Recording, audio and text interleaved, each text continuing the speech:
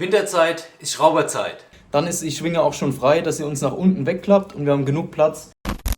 Und damit herzlich willkommen zu einem neuen Video hier auf dem Hobby Racer Kanal. Ja, ihr wisst, nach der Saison ist vor der Saison und genau deswegen sind wir hier bei mir heute in meiner Garage und es ist mal wieder Schrauberzeit. Ihr habt es im letzten Video gesehen, es gab ein paar Upgrades, die noch nicht verbaut worden sind und genau darum geht es.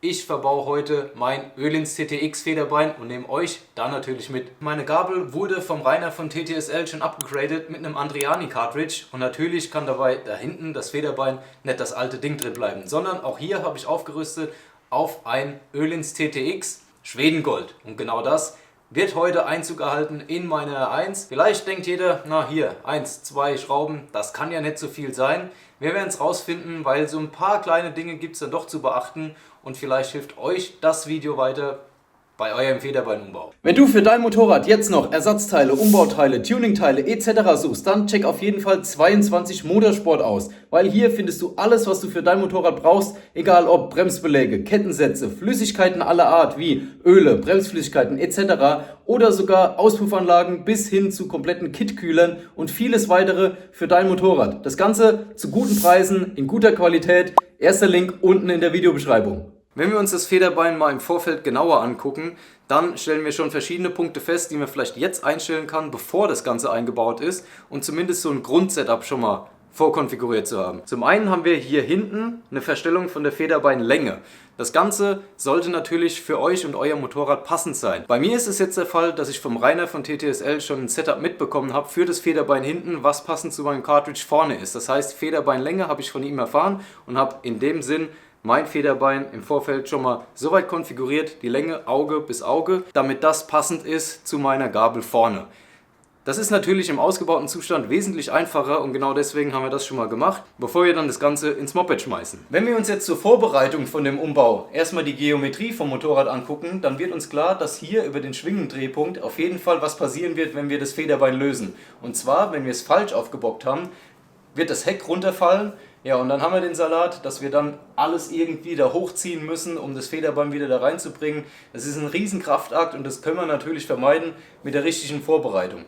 Das heißt, was ist natürlich absolut falsch zu machen, und zwar ganz klassisch den Hinterradständer. Wenn wir den über die Bobbins hier hinten einfach drunter stellen würden, heißt das, dass die Schwinge gehalten wird, wodurch das Motorrad nach oben gedrückt wird. Und in dem Moment, wo wir dann das Federbein lösen, fällt der komplette Heckrahmen nach unten weg. Das ist natürlich genau das Gegenteil von dem, was wir brauchen. Wir wollen, dass die Schwinge frei wegschwingen kann und wir so Platz nach unten gewinnen, um hier ordentlich drin schrauben zu können. Das heißt, wir müssen genau das Gegenteil machen. Das Heck soll nach oben gehalten werden und die Schwinge soll nach unten frei beweglich sein können. Dazu haben wir jetzt 3 verschiedene Möglichkeiten. Die erste ist ganz klassisch, wir nehmen einen Spanngurt, ziehen den hier durch unterm Heck und machen das Ganze oben an der Decke irgendwo fest. Das ist die einfachste Möglichkeit, wenn wir ansonsten keine Ständer haben, um irgendwie das Heck nach oben zu fixieren.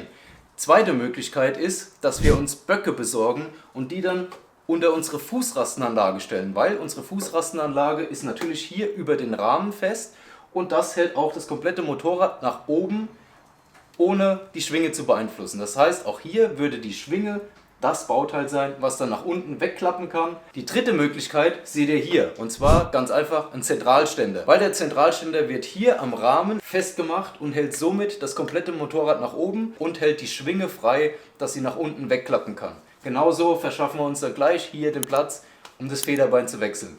Ganz wichtig, die 3 Varianten, eine davon wählt ihr aus, je nachdem, was ihr zu Hause an Material habt.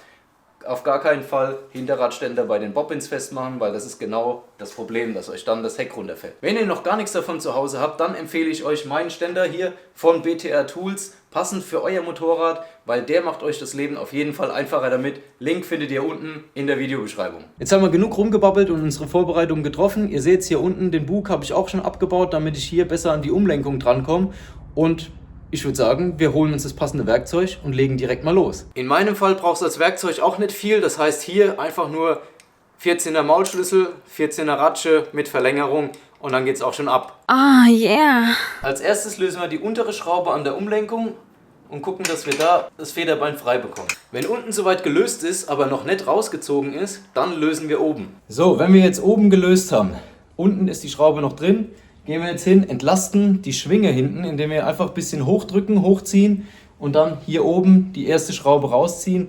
Dann ist die Schwinge auch schon frei, dass sie uns nach unten wegklappt und wir haben genug Platz für hier unten dann weiterzumachen und unten die Schraube aus der Umlenkung rauszunehmen. In meinem Fall war es jetzt so, dass ich, um hier an die untere Schraube zu kommen, um sie ordentlich rausziehen zu müssen, noch hier die Knochen abschrauben musste, weil die nämlich genau vor der Schraube waren, sodass ich sie nicht rausziehen konnte. Sollte das bei euch auch der Fall sein, einfach hier oben die eine Schraube, bei mir war es eine 17er, rausschrauben, dann könnt ihr den kompletten Umlenkknochen nach unten wegklappen und habt jetzt genug Platz, um hier diese Schraube entsprechend rausschrauben zu können. Nicht wundern, ich habe bei mir den kompletten Umlenkknochen noch ausgebaut, einfach weil ich hier drin das Nadellager prüfen wollte, ob das noch in Ordnung ist. Könnt ihr machen, wenn ihr schon mal so weit seid, ist nur eine weitere Schraube mehr, auch eine 14er in meinem Fall.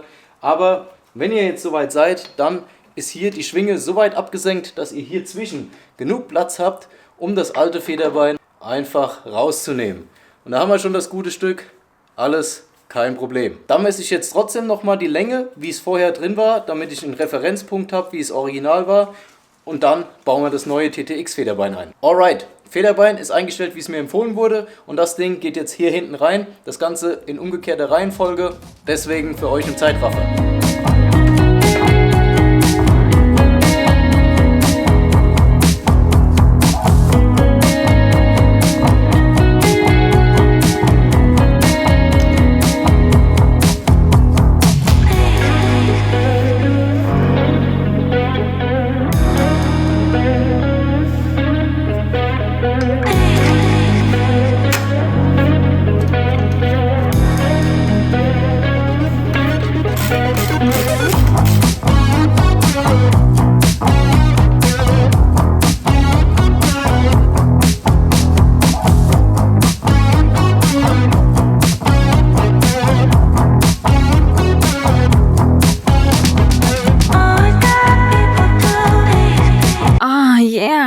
Wenn ihr den Lachs dann wieder drin habt, dann ganz wichtig, alle Schrauben erstmal nur handwarm anziehen. Das heißt, dass ihr überall noch ein bisschen Spiel habt, alles arretieren könnt, dorthin, wo es auch hingehört. Und danach checkt in eurem Handbuch nach oder in eurem Werkstatthandbuch, was die richtigen Drehmomente dafür sind.